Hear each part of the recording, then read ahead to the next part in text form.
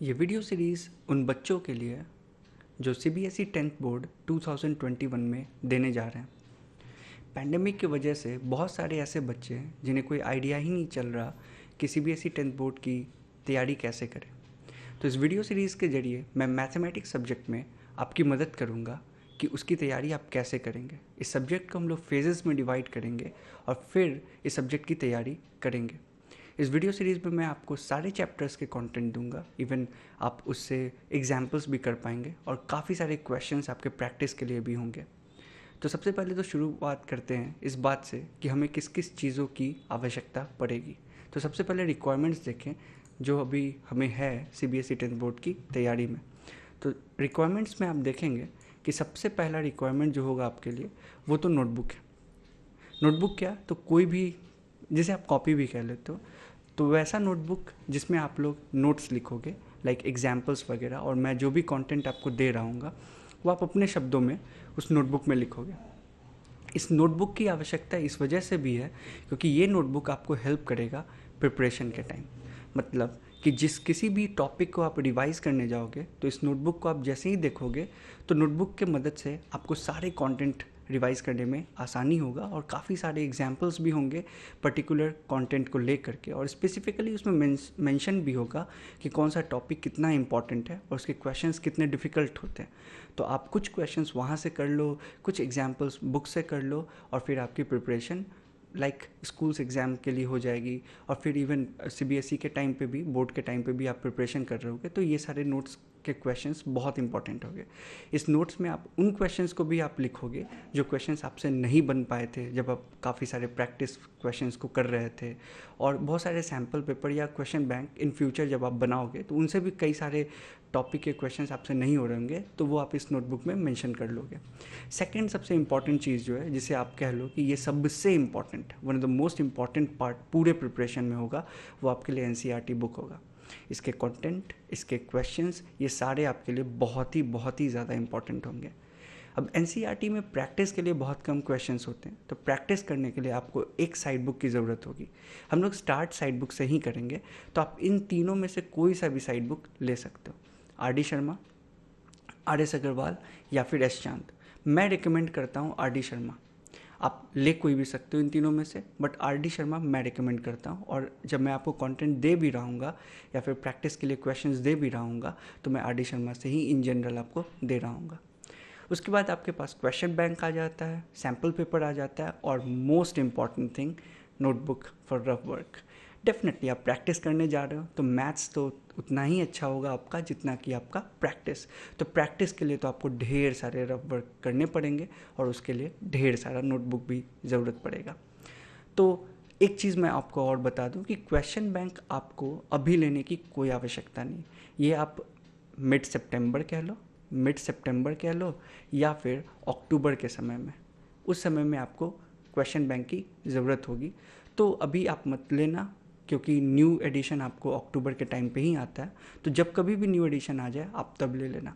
तब तक मैं आपको इन तीनों में से कोई न एक बुक को कंप्लीट करना होगा और साथ ही साथ में एनसीईआरटी को भी कंप्लीट करना पड़ेगा। उसके बाद आता है आपका सैम्पल पेपर। तो sample paper question bank complete करने के बाद ही करेंगे, और सैम्पल पेपर खूब सारे करने, क्योंकि सैम्पल पेपर से ही आपको आइडिया लगेगा कि सीबीएसई किस टाइप के क्वेश्चंस पूछते हैं। तो ये हम लोग स्टार्ट करते हैं नवंबर के आसपास से स्टार्ट करते हैं। बट आप जिस किसी भी दिन सैम्पल पेपर आना शुरू हो जाए आप ले लो। और मैं सबसे इंपॉर्टेंट बात सैम्पल पेपर के मामले में कहूँगा, आपको 25 to 30 सैम्पल पेपर्स करने हैं सीबीएसई बोर्ड के लिए। तो एक बात ध्यान में रखिएगा कि सीबीएसई बोर्ड के लिए अगर आपको सैम्पल पेपर 30 तक करना है तो आपको एक सैम्पल पेपर की आवश्यकता नहीं पड़ेगी। तो आप क्या करो, कुछ फ्रेंड्स वगैरह के साथ बातें कर लेना नवंबर के टाइम में, अभी नहीं, इन पे आपको चर्चा भी नहीं करना। अभी नवंबर के टाइम में कुछ फ्रेंड्स से बातें कर लेना और एक सैम्पल पेपर कोई पब्लिकेशन का आप लेना और अपने फ्रेंड को कोई और सैम्पल पेपर सजेस्ट करना कि आप वो ले लो। जब आपका कंप्लीट हो जाए तो उससे एक्सचेंज कर लो, उसका भी बेनिफिट और आपका भी बेनिफिट। तो ये तो था आपका रिक्वायरमेंट के लिए, ये बहुत ही इंपॉर्टेंट बात था, तो ये आप ध्यान में रखिएगा। इसके बाद आते हैं हम लोग कंटेंट की तरफ, मतलब कि आपको कौन से कंटेंट को कवर अप करना है। तो सबसे पहले तो देखिए कि सीबीएसई में कौन सा कंटेंट है आपके लिए, मतलब सिलेबस क्या है आपका, क्या क्या टॉपिक आपको पढ़ने हैं।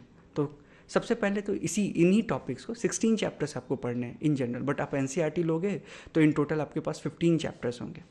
ये आर डी शर्मा का कंटेंट आपके सामने मैं रख रहा हूँ, तो इसमें 16 चैप्टर्स है। ये इस वजह से क्योंकि ये 2 चैप्टर कर दिया गया, एनसीईआरटी इसे एक ही चैप्टर लेकर के चलता है। तो आप मान के चलो 16 चैप्टर आपके पास ट्रिग्नोमेट्री को 2 भाग में डिवाइड करने के बाद। अब इतने चैप्टर्स को देख करके ही दिमाग ख़राब हो जाता है, और उन बच्चों का जो अभी तक प्रिपरेशन प्रॉपरली तैयारी भी शुरू नहीं की है प्रिपरेशन का अभी तक, उनके लिए तो और दिमाग ख़राब होता है कि मैं अगर आपको क्वेश्चन बैंक करने को अक्टूबर में कह रहा हूँ तो आपके पास समय ही कितना बचा, जुलाई, अगस्त, सितंबर, अक्टूबर, 4 महीने आपके पास बचते हैं। तो 4 महीने में क्या 16 चैप्टर करने पड़ेंगे? तो इसीलिए मैं कह रहा हूँ इसे फेजेज़ में डिवाइड करेंगे, और फेजेज़ में डिवाइड कर करके इसे सॉल्व करेंगे। तो सबसे पहला चीज़ तो मैं आपको कहूँगा कि इनमें से आइडेंटिफाई करो आप कि वो कौन से चैप्टर हैं जो आपके लिए ईजी पड़ सकता है, कौन से ऐसे चैप्टर है जो आप ऑलरेडी कुछ ना कुछ उसका जानते हो। जैसे आप देखो ना, पॉलिनोमियल्स आप 9th में थोड़ा बहुत पढ़े हो, लीनियर इक्वेशन से भी आप इंट्रोड्यूस हुए थे क्लास 9th में, आपने थोड़ा बहुत कोऑर्डिनेट 9th में देखा है, आपने थोड़ा बहुत वॉल्यूम एंड सरफेस देखा। मैं तो ये भी कहूँगा कि वॉल्यूम एंड सरफेस आपने बहुत ज़्यादा देख लिया, आपको सिर्फ और सिर्फ एक टॉपिक वॉल्यूम एंड सरफेस से क्लास 10th में पढ़ना है, बाकी सारे के सारे आपने 9th क्लास में कर रखा है। उसका नाम है आपको फ्रस्टम के बारे में पढ़ना है 10th में एक्स्ट्रा। फ्रस्टम आप एक्स्ट्रा 10th में पढ़ेंगे, अदरवाइज़ आपने सारे टॉपिक्स ऑलरेडी क्लास 9th में कवर कर रखा है। तो ये तो वो टॉपिक्स हैं जो आपने ऑलरेडी थोड़ा बहुत देखा है। इवन रियल नंबर भी एक ऐसा टॉपिक है जो आप थोड़ा बहुत तो ज़रूर जानते हैं। अब ऐसे टॉपिक को देखते हैं जो कम्प्लीटली न्यू है, और फिर वैसे टॉपिक को भी देखना है जो इजी पढ़ सकता है। तो सबसे पहले इजी देखो, प्रोबेबिलिटी, स्टैटिस्टिक्स और कंस्ट्रक्शन, ये ऐसे टॉपिक है जो आप भी जानते हैं कि बहुत आसान होते हैं और बहुत जल्दी हो जाएंगे। तो आप फेजेस में डिवाइड कर करके अगर प्रिपरेशन करोगे और देखोगे कौन सा इजी चैप्टर पड़ेगा, कौन सा डिफ़िकल्ट चैप्टर पड़ेगा, तो आपका प्रिपरेशन करने का मतलब प्रिपरेशन आपका थोड़ा आसान पड़ने लगेगा। आप एक बार में 16 चैप्टर देखोगे या फिर चैप्टर 1 से लेकर के 16 तक के काउंटडाउन में आप प्रिपरेशन शुरू करोगे तो may be it would be a little bit difficult, but आप ऐसे ऐसे तोड़ के पढ़ोगे तो आपके लिए आसान होगा। एक और मज़ेदार बात बताता हूँ, क्वाड्रेटिक इक्वेशन में भी बहुत कुछ आप लोग थोड़ा बहुत जानते हैं, वो हम लोग बातें करेंगे जब उस चैप्टर में जाएंगे, बट मैं आपको विश्वास दिलाता हूँ कि बहुत सारी चीज़ें जो आप पढ़ेंगे उसमें से कई सारी चीज़ें आप ऑलरेडी क्वाड्रेटिक में भी जानते हैं, तो वो हेल्पफुल होगा आपके लिए। तो आप देखोगे सबसे ज़्यादा न्यू चैप्टर में से कौन कौन है, तो एक चैप्टर ये न्यू होगा आपके लिए, ट्रायंगल्स आपके लिए न्यू होगा। आप सर्कल्स देखो, सर्कल में भी बहुत कुछ नया पढ़ना पड़ जाए, वैसे हेल्पफुल होगा थोड़ा भी प्रीवियस क्लास, बट चलो मैं मान के चल रहा हूँ पूरा नया। हाइट एंड डिस्टेंस आपके लिए कम्प्लीटली न्यू चैप्टर होगा। ट्रिग्नोमेट्रिक रेशियोज़ जो हैं आपके, ट्रिग्नोमेट्रिक रेशियोज़ हैं, ये आपके लिए कम्प्लीटली न्यू चैप्टर होगा। ठीक है, ये दोनों चैप्टर न्यू चैप्टर होगा। अब ऐसा हो सकता है कि बहुत सारे बच्चे क्लास 9th में थोड़ा बहुत ट्रिग्नोमेट्री देख लिए होंगे, क्योंकि वो फिजिक्स में थोड़ा बहुत ट्रिग्नोमेट्री से इंट्रोड्यूस हो जाते हैं, तो वहाँ अगर हेल्पफुल हो जाए तो बहुत अच्छी बात है, बट अगर नहीं आपने पढ़ा है तो मान के चलो ये न्यू है। Area related to circle new हो सकता है, तो ऐसे वो चैप्टर्स है जो आपके लिए न्यू है। तो मैं आपसे कह रहा हूँ कि आप फेजेज़ में पूरे चैप्टर्स को, 16 चैप्टर्स को हम लोग फेजेज़ में डिवाइड कर लेते हैं, 4 फेज़ में 4 चैप्टर के। तो चलते हैं हम लोग सबसे पहले देखते हैं फेजेज़ में डिवाइड करके कि हमें कैसे प्रिपरेशन शुरू करना है। तो सबसे पहला फेज़ हम लोग क्या रखेंगे, तो हम लोग सबसे पहला फेज़ रखेंगे ट्रिग्नोमेट्री रेशियो से शुरू करते हैं। इसमें पहला फेज़ हमारा, इसमें 4 चैप्टर लेकर के हम लोग चलेंगे। पहला चैप्टर आपका ट्रिग्नोमेट्रिक रेशियोज़ होगा, ये वाला। उसके बाद हम लोग पॉलिनोमियल्स कर लेंगे। पॉलिनोमियल्स आसान पड़ेगा और ट्रिग्नोमेट्रिक रेशियोज़ भी आसान पड़ेगा। अगर आपने क्लास 9th में फिजिक्स के टाइम में अगर ये देखा है तो बहुत हेल्पफुल हो गया। अगर नहीं भी देखा है तब भी ये बहुत लाइट चैप्टर होता है, और ट्रिग्नोमेट्री से आपका इंट्रोडक्शन भी कर देता है, क्योंकि बहुत जगह पे ट्रिग्नोमेट्री की आवश्यकता होती है, इवन साइंस में भी होती है। तो ट्रिग्नोमेट्री से आपका इंट्रोडक्शन हो जाएगा। उसी के साथ साथ आप जस्ट उसके बाद एक और चैप्टर कर लो, पॉलिनोमियल्स। आप क्लास 9th में पढ़ रखे हो, उसी से हम लोग कंटिन्यू करेंगे और क्लास 9th का भी थोड़ा बहुत रिकैप कर लेंगे। इन दोनों चैप्टर्स को करने के बाद आप में गज़ब का कॉन्फिडेंस आएगा। इजी चैप्टर था, डन भी हो गया 2 चैप्टर, और 2 चैप्टर होने के बाद कॉन्फिडेंस भी अप। अब आपके पास 2 और चैप्टर करने के ऑप्शन बनते हैं। पॉलिनोमियल कर लिया तो आप क्वाड्रेटिक करने के कैपेबल हो, और ट्रिग्नोमेट्री कर लिया तो आप आइडेंटिटीज़ करने के कैपेबल हो। तो हम लोग पॉलिनोमियल्स करने के बाद क्वाड्रेटिक कर लेंगे, क्योंकि पॉलिनोमियल के प्रैक्टिस में, और फिर ट्रिग्नोमेट्री कर लेंगे। और ये पूरे के पूरे फेजेस कंप्लीट, इस पूरे फेज़ को कंप्लीट करने के बाद हम लोग 1 डे का गैप रखेंगे, अपने को 1 दिन का गैप देंगे। मतलब कोई नया चैप्टर नहीं शुरू करेंगे। एक दिन हम लोग अपने आप को रोकेंगे, उस एक दिन में हम लोग वो सारे क्वेश्चंस को कलेक्ट करेंगे जो इस फेज़ 1 से था, जो हमें डिफ़िकल्ट लगा था, और उसे अपने नोट कॉपी में डाल देंगे ताकि हमें एडवांटेज मिल सके उसका। तो ये बहुत इंपॉर्टेंट चीज़ है। मैंने आपसे पहले ही बोला है कि नोटबुक जो आप रखेंगे, जिसमें आप पूरे तैयारी के लिए सारे कंटेंट को उसमें डालेंगे, चाहे आपको मैं पढ़ा रहा हूँ, मैं बता रहा हूँ, या फिर एग्जाम्पल्स वगैरह जो आपसे नहीं बन रहे हैं उसको भी, तो ये वही समय है जिसमें आपसे जो एग्जाम्पल्स नहीं बने, क्वेश्चंस नहीं बने, वो सारे आप लोग नोटबुक में डालेंगे, क्योंकि प्रिपरेशन के टाइम में वो रीचेक करने में आसान होता है। फिर इसके कंप्लीट होते ही हम लोग फेज़ 2 में चलेंगे। तो फेज़ 2 हमारे लिए और भी इम्पॉर्टेंट हो जाएगा, क्योंकि इसमें से बहुत सारे चैप्टर होंगे जो काफ़ी इंपॉर्टेंट है हमारे लिए। सबसे पहला लीनियर इक्वेशंस। ये चैप्टर से आप ऑलरेडी इंट्रोड्यूस हो गए क्लास 9 में, उसमें थोड़ा डिटेल में हम लोग पढ़ेंगे। ये कम्प्लीटली न्यू टॉपिक होगा हमारे लिए, एपी। बट सबसे मज़ेदार चैप्टर की अगर गिनती करें तो उसमें एक चैप्टर ये भी है, बहुत ही इंटरेस्टिंग चैप्टर है, अरिथमेटिक प्रोग्रेशन। कोऑर्डिनेट ज्योमेट्री आप लोग क्लास 9 में भी थोड़ा पढ़े हो, क्लास 8 में भी थोड़ा पढ़े हो, तो उसी में हम लोग कंटिन्यू करेंगे, बट हम लोग बहुत सारे न्यू कंटेंट पढ़ेंगे इसमें। तो ये तैयार रहिएगा आप लोग कि इसमें बहुत न्यू कंटेंट पढ़ना पड़ सकता है। रियल नंबर्स आपके लिए आसान पड़ेगा, क्योंकि इसमें थोड़े से कॉन्सेप्ट हैं जो न्यू हो जाएंगे। बाकी इन जनरल जितने कॉन्सेप्ट आप पढ़ेंगे वो ऑलमोस्ट आपके पढ़े हुए ही होंगे। तो इसको कंप्लीट करने के बाद फिर से वही नुस्खा अपनाएंगे, कौन सा, 1 डे गैप करने का। 1 डे गैप करेंगे हम लोग। इस 1 डे गैप में हम लोग क्या करेंगे, तो इस एक दिन के छुट्टी नहीं होगी हमारी, ये एक दिन का जो गैप होगा हमारा, उस एक दिन के गैप में हम लोग वो सारे क्वेश्चंस को नोट डाउन करेंगे जो हमसे नहीं हो पाया था, और उसे अपने नोटबुक में डाल देंगे। इसके बाद हम लोग फेज़ 3 में एंट्री करेंगे। फेज़ 3 सबसे डिफ़िकल्ट फेज़ होगा आपके लिए, तो इसकी तैयारी भी आपको उसी हिसाब से करना पड़ेगा। ये फेज़ 3 सच में बहुत डिफ़िकल्ट होगा। इसमें बहुत सारे चैप्टर्स ऐसे हैं जो आपने पहले कभी नहीं किया, और इसमें कुछ चैप्टर बहुत डिफ़िकल्ट है, जैसे ये ट्रायंगल्स, इसको हम लोग सिमिलैरिटी भी कहते हैं। तो ये हमारा सिमिलैरिटी भी कहलाता है, ट्रायंगल्स, तो ये डिफ़िकल्ट पड़ेगा। सर्कल क्लास 9 में आपने जैसा देखा था, बहुत डिफ़िकल्ट था क्लास 9 में, तो वैसा सर्कल आपको 10th में नहीं पढ़ना। ये थोड़ा कम डिफ़िकल्ट होता है कंपेयर टू क्लास 9 के सर्कल से, तो ये आपके लिए ईजी रहेगा, उतना भी डिफ़िकल्ट नहीं होगा। हाइट एंड डिस्टेंस बहुत मज़ेदार चैप्टर है, वो ट्रिग्नोमेट्री से ही रिलेटेड है। अगर आपने रेशियोज़ बनाया है ट्रिग्नोमेट्री का, तो आप हाइट एंड डिस्टेंस बना सकते हो। It's kind of like a word problem, ठीक है, जैसे आप लीनियर इक्वेशन में वर्ड प्रॉब्लम करते हो, क्लास 8 में किया होगा आपने, इक्वेशन सीखे होंगे, उसके बाद वर्ड प्रॉब्लम आता है। सेम तरीके से ट्रिग्नोमेट्री के साथ भी है। ट्रिग्नोमेट्री आपने पढ़ा, ट्रिग्नोमेट्रिक रेशियोज़, उसके बाद उसके भी वर्ड प्रॉब्लम है, उसे हम लोग एक तरह से एप्लीकेशन ऑफ ट्रिग्नोमेट्री कह लेते हैं, और यही हाइट एंड डिस्टेंस भी कहलाता है।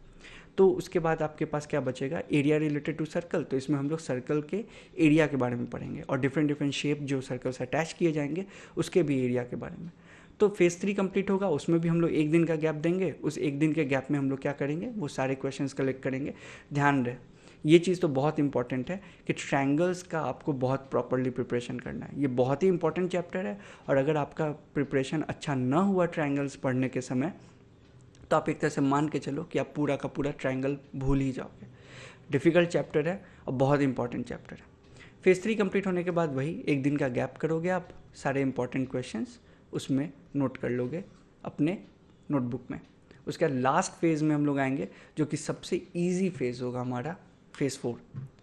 ये फेज़ हमारा क्या होगा, तो इसमें हम लोग सारे वो चैप्टर्स पढ़ेंगे जो हमारे लिए बहुत इजी होंगे, या फिर ऑलमोस्ट वो हम लोग पहले से कर रखे होंगे। प्रोबेबिलिटी बहुत इजी होता है, स्टैटिस्टिक्स अगेन बहुत इजी होता है, कंस्ट्रक्शन भी बहुत इजी पड़ेगा। वॉल्यूम एंड सरफेस एरिया में कैलकुलेशन लेंदी होता है। और मैं एक बात पहले से बता दूं आपको कि आर.डी. शर्मा बुक अगर आप बना रहे हैं, तो बहुत सारे प्रॉब्लम्स ऐसे होंगे वॉल्यूम एंड सरफेस के जिसके आंसर बुक ने गलत दिए हैं, तो वो आपको ध्यान में रख करके चलना पड़ेगा। तो वॉल्यूम एंड सरफेस एरिया आपका हो जाएगा। वॉल्यूम एंड सरफेस एरिया में सिर्फ और सिर्फ एक न्यू टॉपिक पढ़ना होगा जिसका नाम फ्रस्टम है। तो फ्रस्टम बाल्टी वाल्टी को कहते हैं एक तरीके से, आप मान के चलो, तो वो हम लोग नया पढ़ लेंगे। बाकी ऑलमोस्ट 9 जैसा होगा। तो इस तरीके से आप अपने मैथमेटिक्स को 4 पार्ट्स में डिवाइड करके प्रिपरेशन कर सकते हो, और बोर्ड के लिए आपकी प्रिपरेशन बहुत अच्छी होगी। इतना करने के बाद अगर आप ये कर पाए, तो इसके बाद आप चल सकते हो प्रिपरेशन के नए फेज़ में। इसे फेज़ कह लो या फिर नॉर्मली ले लो। तो प्रिपरेशन का नया फेज़ क्या होगा, तो इस फेज़ में हम लोग क्या करेंगे, हम लोग क्वेश्चन बैंक की तरफ चलेंगे। तो क्वेश्चन बैंक में हम लोग क्या करेंगे, क्वेश्चन बैंक में हम लोग एक क्वेश्चन बैंक लेंगे। आप कोई सा भी ले सकते हो, आप ऑसवाल भी ले सकते हो और आप अरिहंत भी ले सकते हो, आपके ऊपर।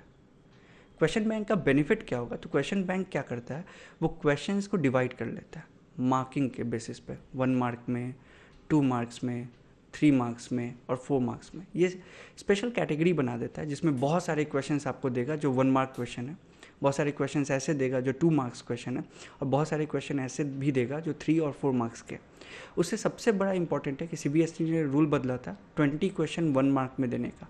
तो ये जो ऑब्जेक्टिव टाइप के प्रैक्टिस होंगे आपके, ये हो जाएंगे क्वेश्चन बैंक से। बहुत सारा क्वेश्चन होगा जो 1 मार्क का होगा, MCQ type, multiple choice question, तो आप क्वेश्चन बैंक से वो कर लोगे और आपको अंदाज़ा लगते रहेगा कि कौन कौन से क्वेश्चन 2 नंबर, 3 नंबर या फिर 4 नंबर में आते हैं। तो ये एडवांटेज क्वेश्चन बैंक में हो जाएगा। बहुत सारा क्वेश्चन होता है क्वेश्चन बैंक में। क्वेश्चन बैंक करने के बाद आपका नेक्स्ट फेज आएगा जिसमें आप लोग सैम्पल करोगे। पर क्वेश्चन बैंक में भी आप सेम रूल फॉलो कर सकते हो। आप एक, अगर आपकी इच्छा है तो आप क्या करो कि आप एक ऑसवाल ले लो, कोई अपने फ्रेंड को कह लो कि आप अरिहंत ले लो, ठीक है, आप एक्सचेंज कर सकते हो। बट मुझे नहीं लगता कि क्वेश्चन बैंक 2 बुक आप बना भी पाओगे। एक बुक आप ले लो, वो भी परफेक्ट है, और 2 बुक अगर आपके डिफरेंट फ्रेंड्स ने लिया तो उसे एक एडवांटेज ये भी हो जाएगा कि कुछ क्वेश्चन अगर दूसरे बुक में इंपॉर्टेंट थे तो आपका फ्रेंड आपको बता सकता है कि अच्छा ये क्वेश्चन उस वाले में अच्छे हैं, और आप बता सकते हो अपने फ्रेंड को कि ये क्वेश्चन इस वाले में अच्छे हैं, तो क्वेश्चन एक्सचेंज कर सकते हो। तो ये बहुत ही इंपॉर्टेंट चीज़ है।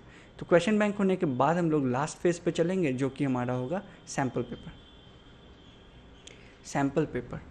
सैम्पल पेपर मैंने पहले ही बताया आपको कितने करने हैं, कम से कम 25 करने। 30 तक आप पहुंच जाओ तो बहुत अच्छा बात है, कम से कम 25।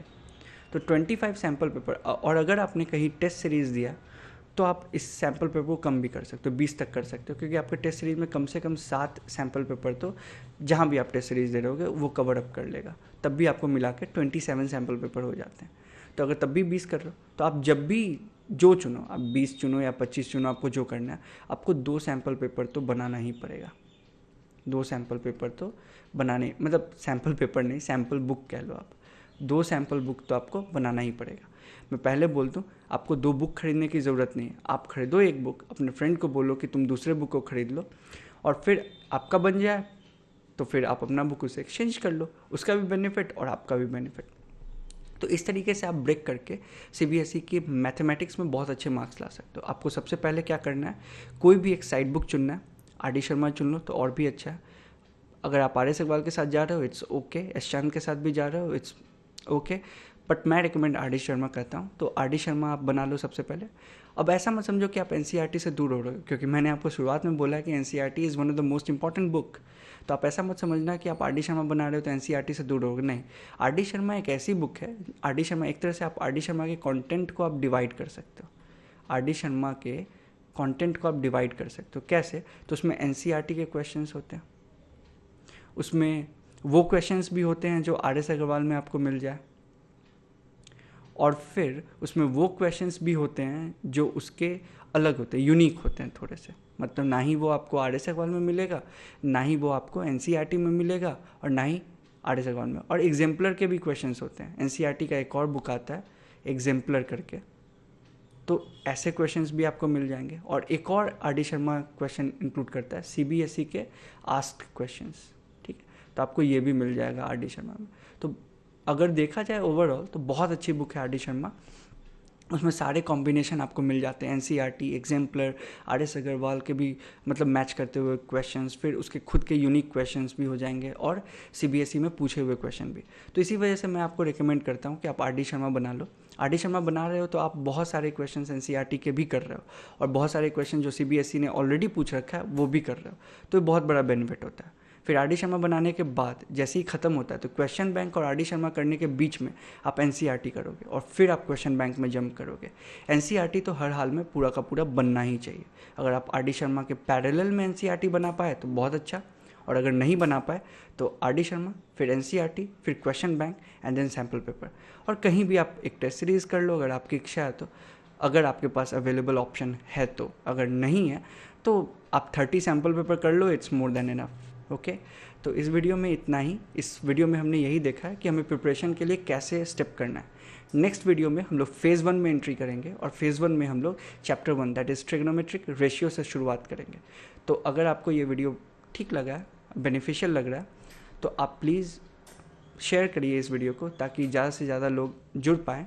और इस मुश्किल के समय में अगर उन्हें अभी भी दिक्कत हो रही है पता करने में कि सीबीएसई की तैयारी कैसे करें, तो हम लोग एक साथ में जर्नी लेकर के चल सकते हैं और साथ में मिल करके हम लोग सीबीएसई की बहुत अच्छी तैयारी कर लेंगे 10th बोर्ड के लिए।